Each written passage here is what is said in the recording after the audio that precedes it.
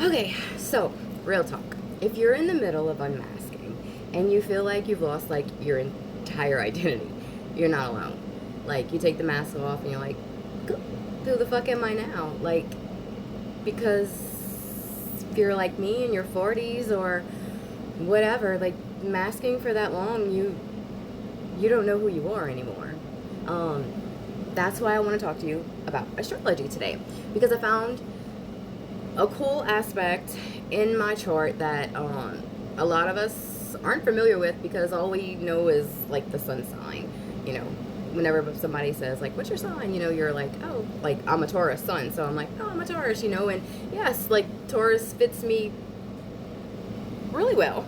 You know, but there's some things that don't make sense about Taurus. So when you dive deep into your astrology chart, there's some things you can look for. And today I want to talk about our rising sign, which the rising sign in astrology is the sign is where the sun was to the east. Was where the sun was rising when you were born. So it's kind of like the mask we put on to present to the world, you know? Um we all have our own quirks and funky little things inside, you know, that aren't readily accepted to the world, but you know, you've kind of learned to present yourself in a certain way that makes sense for you, still true to you.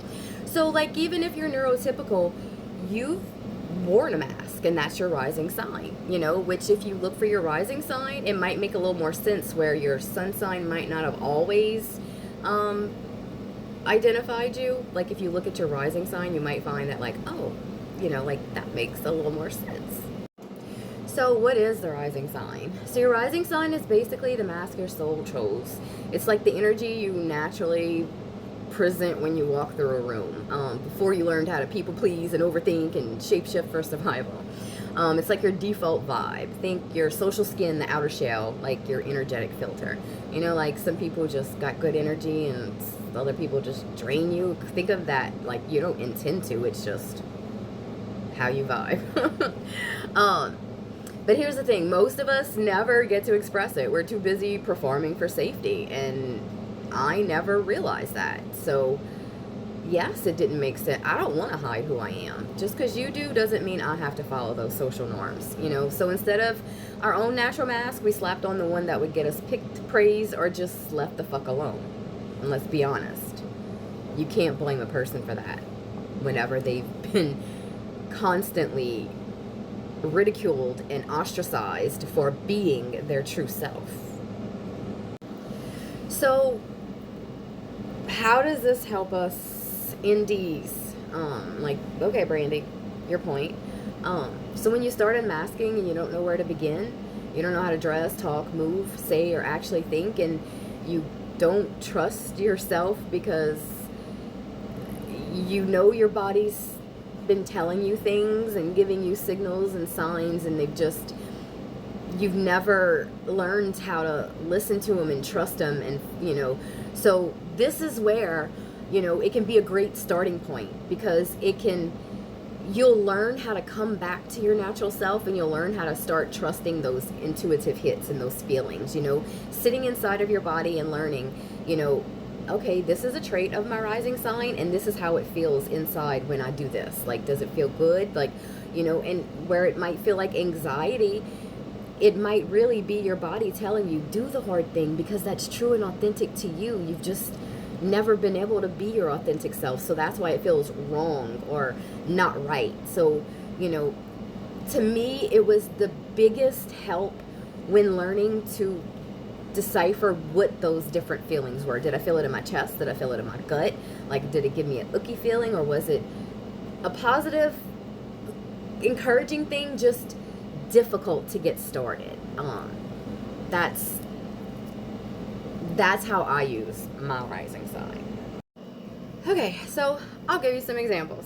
Let's say your rising sign is Leo. That means your body naturally lights up when you talk about shit that you're passionate about and that you're in love with. And it might look like a info dump, diarrhea of the mouth, like dramatic, playful, like you're just so excited and you just got to get it out, you know. But if you were raised to be quiet, obedient, come on, you know, you're a woman, you know, you You hate being seen now, you know.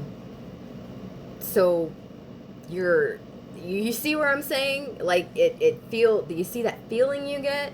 It's like nerve-wracking, but it's like somewhere's deep down inside, it's like, you know, like it's the you that's begging to be seen, like just waiting. And so, like, Virgo rising, that's my rising sign. So if you're a Virgo rising, your natural mask is like you're a sacred analyst, like the priestess of precision. Like you were literally meant to challenge, you know, the spiritual, like in the, you know, to meet the world with presence and clarity and care. You know, you're not here to be chaotic, you're here to refine. And when you go against social norms and not the popular opinion, people think that you're, you know, trying to gain attention, or you're just trying to be difficult, you know. And also another thing too is to also remember there's a high vibe and a low vibe expression of each of those. So basically, high vibe is the higher side of the frequency, like grounded. Like for Virgo, for instance, you would be grounded and calm and thoughtful. You're energetically clean. You're present. Just it makes the shift feel safer. Like you hold order in a world that's messy as hell. Not a control freak, but like sacred structure. You serve others, but not from like a martyr. Like, you know, from like an intuitive knowing. You're the friend who brings the charger, the snacks, the emotional first aid, you know? And if you know me, yeah. And if you're in the lower vibe, the shadow mask version, you know, that's like, you know, you become hypercritical, mostly of yourself. You overfunction, overanalyze. You obsess over everything to get it right. You suppress your voice because you've been told you're too picky. You're too sensitive. You know, you burn out on being the reliable one, the people pleaser. You shrink because the world made you feel like you're the wrong kind of magic. Like a spreadsheet in a sea of fucking glitter. You know? So what reclaiming that might look like, you know, when you start unmasking a Virgo rising, if it doesn't feel perfect, it's still powerful. You know, let the world see your messy. So no, astrology isn't here to define you. It's here to remind you. It won't give you a full manual, but it'll give you a doorway, a threshold, you know, that you can start off on the right foot and get to unpacking yourself and learning yourself and coming home to yourself. Your body will start to relax. Your nervous system will start to get used to not being in fight or flight or fawn or freeze, you know. It's going to feel weird. It's going to feel really, really strange. It's going to feel wrong and bad and dirty. And I know that sounds really strange, but you know what I'm talking about. So yeah, so if you're lost in between, too unmasked to go back, too raw to move forward, pull up your chart and look at your rising sign. Read it slowly, feel it. You know, ask yourself, does this feel like the truth I forgot? And remember, like there's no right or wrong way to do it. It's whatever feels like coming home to you. That is the important part. Is this is all about what feels good to you. Not Tom, Dick, and Harry, not your mom, not your sister, not your best friend. What feels good to you. And it's gonna feel strange, but this is like the first step in like so much. Look at it as this. You're not finding yourself. You're remembering her or him. That's invaluable and powerful. And that's a luxury that everybody should be afforded, no matter what your diagnosis or what traits or characteristics you might display.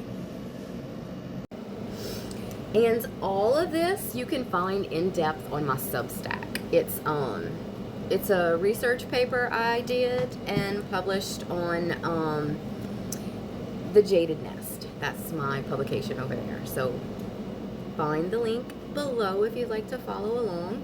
I'm gonna start doing astrology shit over there and stuff. And if you follow along with Substack, if you subscribe to Substack and or you're a member of my Patreon, you get free access to my Discord.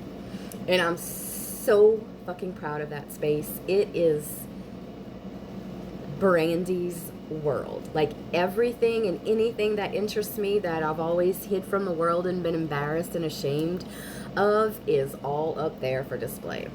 So if that's something that you'd be interested in like all my little special interests in following along, everything from interior design to music, astrology, Reiki, Tantra, all about neurodivergence and all the recent laws and studies and, you know, just what's going on in the community. And because, yeah, so, okay.